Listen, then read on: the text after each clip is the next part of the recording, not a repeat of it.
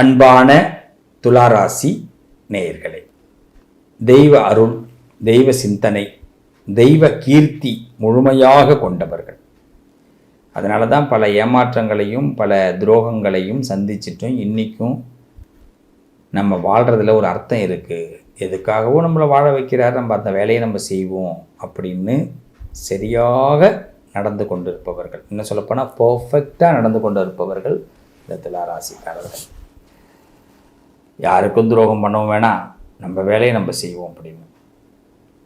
அதாவது சில பேர் நம்மளை என்ன மோசமாக நடத்தணுமோ அவ்வளோதுக்கு நடத்துகிறாங்க, சிந்திக்கிறாங்க. அவங்களுக்கு கூட நம்ம துரோகம் பண்ண விரும்பலை. நினைக்கிறவங்க எதுனாலும் நடக்கட்டும்ப்பா, நம்ம நடத்துகிறத நடத்துவோம் அப்படின்னு. இப்படி இருக்கிற இந்த துளாராசிக்கு இந்த பெயர்ச்சிகள்லாம் வந்திருக்கு. இதுக்கிடையில் இப்போ எப்படி போகுது, அப்டேட் நம்ம எப்படி இருக்கிறது, இதுதான் இப்போ பார்க்க போகிறோம். பொதுவாக ஒரு பாட்டு ஒன்று ஞாபகத்துக்கு வருது. நான் பொதுவாகவே எல்லாருக்குமே ஒரு பாட்டு பாடி தான் சொல்கிறது. ஏன்னா நம்ம சாதாரணமாகவே சொல்லுவாங்க, என்கிட்ட நீங்கள் ஒரு பாட்டு பாட்டு சித்தர்னே கூப்பிடுறாங்க சில பேர். அதனால் பாட்டு ஏதாவது ஒன்று சொல்லுங்க அப்படின்னு. ஏன்னா நம்ம பாடுற பாட்டு அவங்களுக்கு ஆப்டாக இருக்கும். அது இறைவன் வகுத்தது, நம்ம கிடையாது.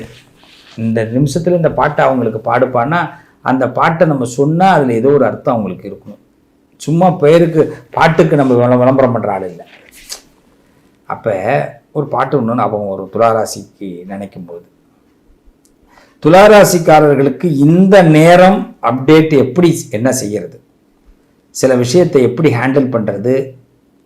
ஏன்னா எல்லா அலைக்கடலும் சேர்ந்து வர மாதிரி இருக்கும். ஒரு பக்கம் நம்ம காரியம்லாம் நடக்கும். சில பேருக்கு புது தொழில் ஆரம்பிக்கலாம். சில பேருக்கு பார்த்திங்கன்னா வியாபாரத்தில் முதலீடு பண்ணணும்னு ஆசை வந்துடலாம். சில பேருக்கு வீடு கட்டணும்னு ஆசை வந்துடலாம். சில பேருக்கு இடம் வாங்கணும்னு ஒரு ஆசை. ஏன்னா இது வரைக்கும் மற்றவங்களுக்காகவே வாழ்ந்த நம்ம இனிமேல் நமக்குன்னு ஒரு பிரவேசி உண்டாக்கணும்னு முடிவு பண்ணிட்டோம்ல. தனி அரசாங்கம், தனக்குன்னு ஒரு தனி அரசாங்கத்தை உண்டாக்கணும்னு முடிவு வந்துருச்சு துளாராசிக்கு. அப்போ கொஞ்சம் கஷ்டத்தை தான் நான் அனுபவிக்கிற நேரம். இப்போ புரியுதா நான் சொல்றது? அப்போ அந்த கஷ்டத்தை அனுபவிக்கிற இடத்துல இருக்கிறோம். அப்போ ஆண்டவன் துணை மட்டும்தான் நமக்கு காப்பாற்றும். ஏன்னா இப்போதான் நமக்குன்னு வாழ ஆரம்பிக்கிறோம். யாரோடைய துணை இந்த துளாராசிக்கு என்னைக்கு இருக்கும்? சிவன் துணை என்னைக்கும் இருக்கும். சிவன் துணை. அந்த சிவபெருமான் உங்கள் வாழ்க்கையில் இதுவரைக்கும் உங்களுக்கு என்ன துரோகங்கள் என்ன கெடுதல்கள் நடந்திருந்தாலும் அதை மாற்றி அமைக்கிற பெரிய பவரே கொடுக்குறார். ஒரு பாட்டு ஒன்று, பொண்ணும் பொருளும் மூட்டை கட்டி போட்டு வச்சதாரு. நல்ல கவனிங்க, பொண்ணும் பொருளும் மூட்டை கட்டி போட்டு வச்சதாரு. போன வருஷம் மழையை நம்பி விதைச்சாரு. அதாவது பாருங்க, பொண்ணும் பொருளும் மூட்டை கட்டி போட்டு வச்சாரு. போன வருஷம் மழையை நம்பி விதைச்சாரு. ஏட்டுக்கணக்க மாத்தி மாத்தி எழுதி வச்சாரு. இந்த பாட்டு வரும் திருவிளையாடல் படத்துல சிவாஜி கணேசன் பாடுற மாதிரி இருக்கும். பொண்ணும் பொருளும் மூட்டை கட்டி போட்டு வச்சாரு. போன வருஷம் மழையை நம்பி விதைச்சாரு. ஏட்டுக்கணக்க மாத்தி மாத்தி எழுதி வச்சாரு. ஏட்டுக்கணக்க மாத்தி மாத்தி எழுதி வச்சாரு. ஈசன் போட்ட கணக்கு மாறவில்லை, போய் விழுந்தாரு.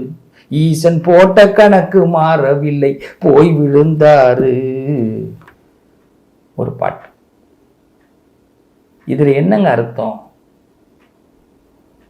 இந்த துளாராசிக்காரர்களை துன்புறுத்தியவர்கள்லாம் இவங்க தான். இந்த துளாராசிக்காரர்களுக்கு பாடம், இந்த உலகத்தின் பாடத்தை கத்துக்கிட்டது இவங்களால தான். இவங்களுக்கு அழிக்கணும்னு நினைச்சவங்களுடைய நிலை இவ்வளவுதான். இதை ஞான வாயிலாக அறிந்தவர்கள் இந்த துளாராசிக்காரர்கள். இந்த ஞான வாயிலா அறிவதற்கு என்ன காரணம்? சிவபெருமானுடைய அருள் முழுமையா இருக்கிறதுனால. அப்ப என்ன, இந்த பொண்ணு பொருள் இது மேலாம் ஆசை இல்லாம இருக்கிறவர்கள் இந்த துளாராசிக்காரர்கள். அது மாதிரி எல்லாத்தையும் மூட்டை கட்டணும்னு அவசியம் கிடையாது. நமக்கு ஆஸ்திக்கு அந்தஸ்துக்கு வாழ்ந்தா போதும் அப்படின்னு நினைக்கக்கூடியவர்கள். அதான் நல்ல வாழ்க்கை. இதுமாரி இன்னொன்று தப்பு கணக்கு எழுதுறதும் பொய் கணக்கு எழுதுறதும் அவங்களுக்கு பிடிக்காது. உண்டா இல்லையா? அதனால தான் சொன்னேன், ஏட்டு கணக்கை மாற்றி மாற்றி எழுதி வச்சாரு. ஏட்டு கணக்குன்னா இந்த கணக்கை மாற்றி மாற்றி எழுதி வைக்கிறது. ஆனால் என்னாச்சு, அப்படி ஏட்டு கணக்கை மாற்றி எழுதி வச்சவங்களுக்கு வாழ்க்கை என்ன ஆச்சு பாருங்க. ஈசன் போட்ட கணக்கு மாறவில்லை போய் விழுந்தாரு. அப்ப துளாராசிக்காரர்கள் இன்னைக்கு எப்படின்னா, ஈசன் ஒரு கணக்கு போடுறான்ப்பா, அப்படிப்படி வாழ்ந்தா போதும்னு நினைச்சு வாழ்றதுனாலதான் துளாராசிக்காரர்கள் நிம்மதியா இருப்பாங்க. என்ன, அவங்க நிறைய பேரை நம்புறது மட்டும்தான் அவங்க நிம்மதி குறைக்குமே தவிர, ஈசனை நம்புறதுனால அவங்க தோத்து போக மாட்டீங்க. இன்னைக்கு அப்டேட்டை பொறுத்த வரைக்கும் என்னன்னா, உங்களுடைய ஞானமே உங்க வாழ்க்கையில பெரிய மாற்றத்தை ஏற்படுத்தும். உங்களுடைய ஞானம் பெரிய வாழ்க்கையில பெரிய மாற்றத்தை ஏற்படுத்தும். இந்த காலகட்டத்தில் யாராவது ஒருத்தவங்க நம்மளை பத்தி தப்பா பேசினாலும், இல்லை யாராவது ஒருத்தவங்க நம்மளை வந்து நீ இதை செய்ய மாட்ட செய்யாத அப்படின்னு நம்மளை யாராவது சொன்னாலும் அந்த பக்கம் காது கொடுத்து கேட்காது. அகலக்கால் வைக்காம ஆழம் பார்த்து கால் வைங்க. இவ்வளவுதான் உங்களுக்கு உள்ளது. அகலக்கால் வைக்காம ஆழம் பார்த்து கால் வைங்க. கண்டிப்பா நல்லது நடக்கும். கண்டிப்பா நல்லது நடக்கும். எந்த விதத்திலையும் மாற்று கருத்தே கிடையாது. நான் துளாராசிக்கு அடிச்சு சொல்லுவேன். ஆனா இந்த காலகட்டத்தில் என்னன்னா, நம்மளை கொஞ்சம் பயமுறுத்திடுவாங்க. தப்பு பண்ற மாதிரி இருக்கு அப்படின்வாங்க. போச்சா, ஒரு வார்த்தை சொல்லுவார்ல வடிவேலு, சோழமுத்தான் போச்சா அப்படின்னு. அது மாதிரி பல பேர் நம்மளை பார்த்து சொல்லுவாங்க.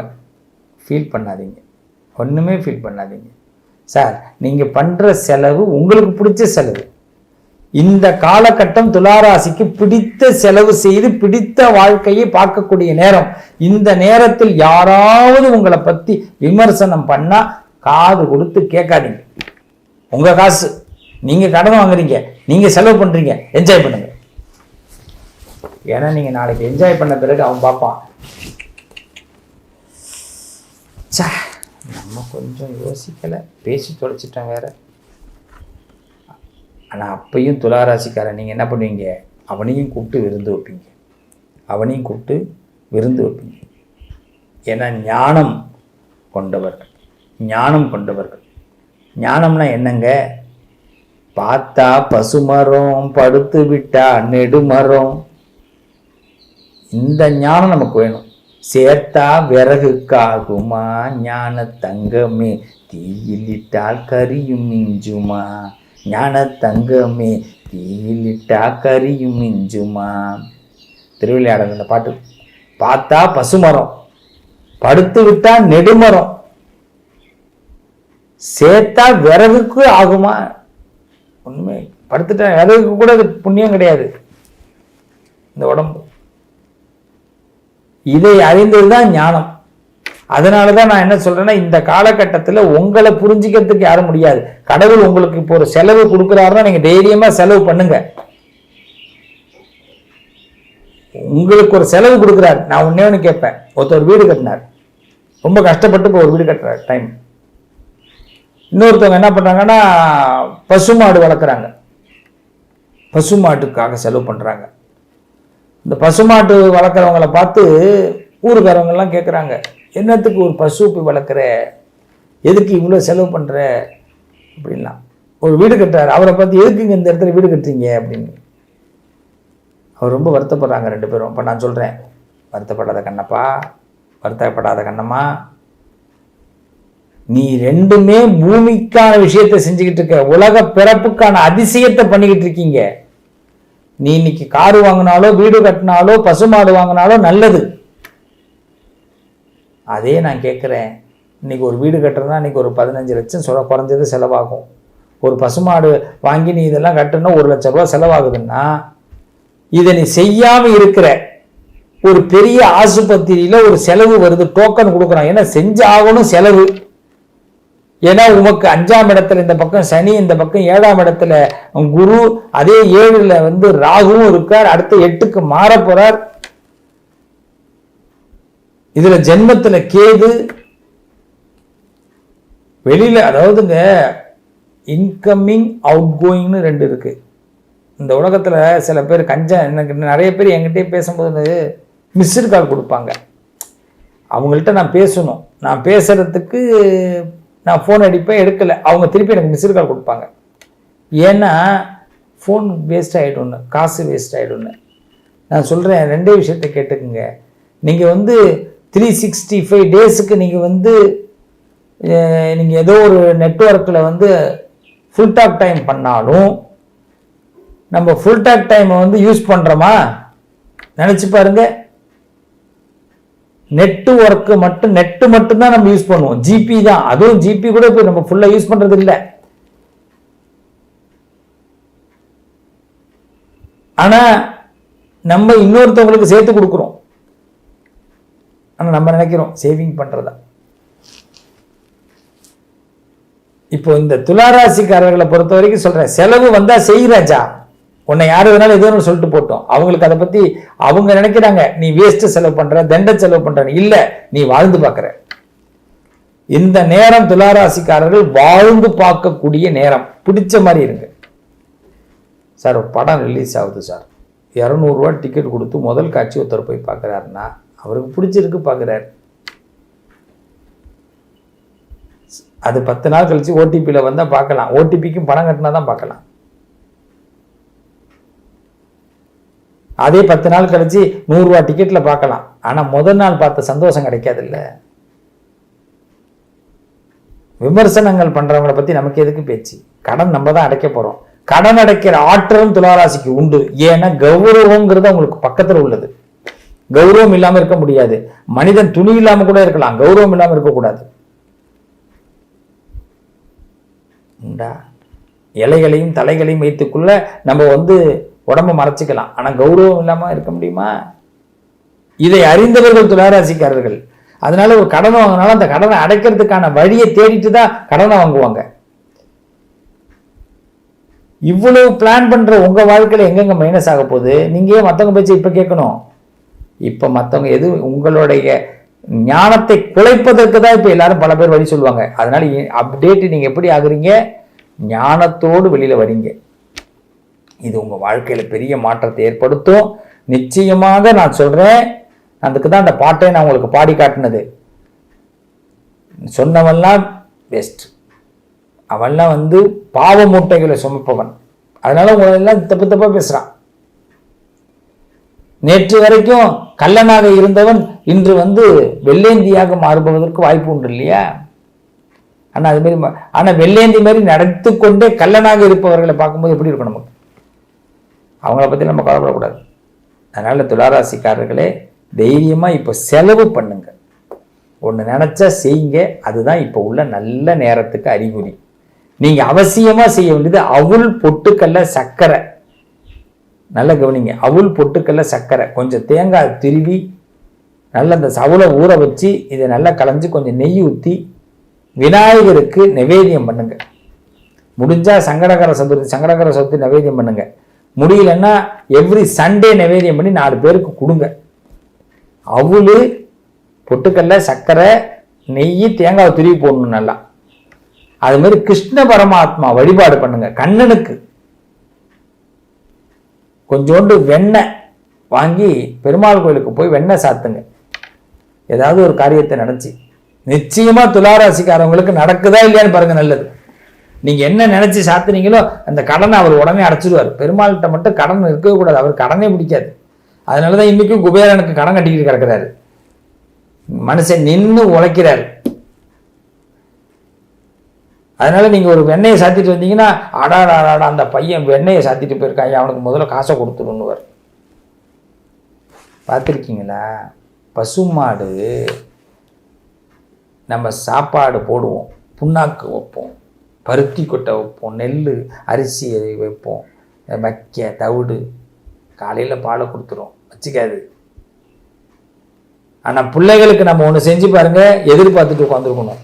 தம்பிக்கு நான் 12வது படிக்கும்போது இவ்வளோ செலவு பண்ணேன், காலேஜ் படிக்கும்போது இவ்வளோ செலவு பண்ணேன், கல்யாணத்துக்கு இவ்வளோ செலவு பண்ணேன் பாப்பாவுக்கு. ஆனால் பிள்ளைகள்கிட்ட இப்போ நம்ம கேட்குற மாதிரி இருக்குங்க. நம்ம காசு எடுத்து பிள்ளைங்க செலவு பண்ணாதன்னு சொல்ல முடியல. ஆனால் நம்ம செலவு பண்ணிட்டு கேட்கும். இது பிள்ளைக்கு கணக்கு. இப்போ இந்த புரியுதா? இந்த கணக்குகளை தெரிந்து கொள்ளக்கூடிய நேரம் இது. இதில் போய் நம்ம ஏன் குழம்புவானே? மனக்குழப்பமே தேவையில்லை. நிச்சயமாக சொல்கிறேன், இந்த வழிபாடுகளை செய்யுங்க, இன்னும் கொஞ்சம் பலன் கூட கிடைக்கும். அவசியமாக துளாராசிக்காரர்களே, இப்போ உங்களுக்கு நிறைய அழுகை வரும். என்னமோ இப்போ கொஞ்சம் முதல்ல தேறி வந்தீங்க, மீண்டும் சிக்காகிறீங்க. இது சிக்காகாதீங்க ப்ளீஸ். எல்லாமே மாறதானே போகுது. ஏன் சிக்காகிறீங்க? சிக்காகிறதுனால ஏதாவது உங்களுக்கு லாபம் கிடைக்க போகுதா? துளாராசிக்காரவங்க எப்போ வீழ போகிறீங்க, எப்போ காணா போகிறீங்கன்னு பார்த்துட்டு இருக்கிறாங்க. அப்புறம் எதுக்கு நீங்கள் சிக்காகிட்டு? இப்பயும் நம்ம மீண்டும் திடமாக தான் இருக்கணும். திடமாக இருக்கலாமா? இன்னும் ஒரு கூடுதலாக ஒரே ஒரு நல்ல விஷயம் சொல்கிறேன், முடிஞ்சால் செஞ்சு பாருங்களேன். இந்த துளாராசிக்காரவங்க நல்ல மனசு உள்ளவங்க இல்லையா? அதில் எந்த மாற்றமும் இல்லையே. கூட்டாக பிரார்த்தனைகள் செய்யுங்க. உங்களுக்கு ஹாபியாக இருக்கிற ஏதாவது ஒரு விஷயத்த செய்யுங்க. உங்களுக்கு பிடிச்ச விஷயம் ஹாபி. சமைக்கிறது பிடிச்சா சமைங்க. இல்லை ஏதாவது பிராணிகள் வளர்க்குறதுனா பிராணிகள் வளருங்க. இல்லை எங்கேயாவது வாக்கிங் நிறையா போங்க. ஏன்னா இப்போ மீண்டும் நீங்கள் டிப்ரெஷனுக்குள்ளே போகிறீங்க. வேண்டாம். இந்த நேரம் டிப்ரெஷனை தவிர்க்கணும். உங்களுக்கு பிடித்த வாழ்க்கைக்குள்ளே வாங்க. பழசை மறந்துடுங்க.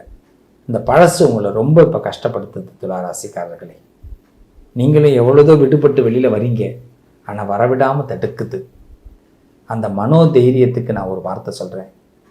நிச்சயமாக நீங்கள் கால பைரவர் வராகி வழிபாடு பண்ணுங்க. கால பைரவர் வராகி தேய்பிறை அஷ்டமியில் முடிஞ்ச வடமாலை சாத்துங்க. தேய்பிறை அஷ்டமியில் வடமாலை பைரவருக்கு செலுத்துங்க. மஞ்சள் கிழங்கு, விராலி மஞ்சள்னு சொல்லுவாங்க, அதில் மாலை கோத்து வராகிக்கு போடுங்க. நிச்சயமாக சொல்கிறேன், வரம் உங்களுக்கு கிடைக்கும். நீங்கள் டிப்ரெஷனுக்குள்ளே போக வேணாம் குழந்தைகளா. எல்லாமே மாறும், நல்லாவே மாறும். சரிங்களா? நல்லது நடக்கும். தெய்வ பலம் இருக்குது, பயப்பட வேண்டாம். இந்த நேரம் எழுந்து வர நேரம். ஓகே, வாழ்த்துக்கள். தொடர்ந்து உங்களை நிழலாக நான் பார்த்து கொண்டிருப்பேன். நல்லதே நடக்கும்.